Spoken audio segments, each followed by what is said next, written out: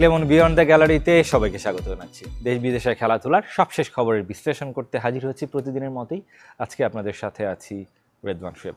দর্শক নিশ্চয়ই জানেন যে বিশ্বকাপের উদ্দেশ্যে রওনা দিয়েছে বাংলাদেশ দল গতকাল রাতে যুক্তরাষ্ট্রের উদ্দেশ্যে, এবং দলটা কেমন হলো, প্রত্যাশাটা কেমন এবারের টি-20 বিশ্বকাপকে ঘিরে বাংলাদেশ দলের প্রতি, আমরা সেই বিষয়গুলো নিয়ে আলোচনা করব। আমাদের সাথে সেই আলোচনায় আছেন জাতীয় দলের সাবেক ক্রিকেটার, নারী দলের এবং পাশাপাশি আইসিসির প্যানেলভুক্ত আম্পায়ার সাথীরা জাকির জেসি। জেসি, আপনাকে স্বাগত আমাদের আজকের আয়োজনে। তবে দর্শক, তার আগে জানিয়ে দিতে চাই দেশ বিদেশে খেলাধুলার সবশেষ খবরের শিরোনামগুলো।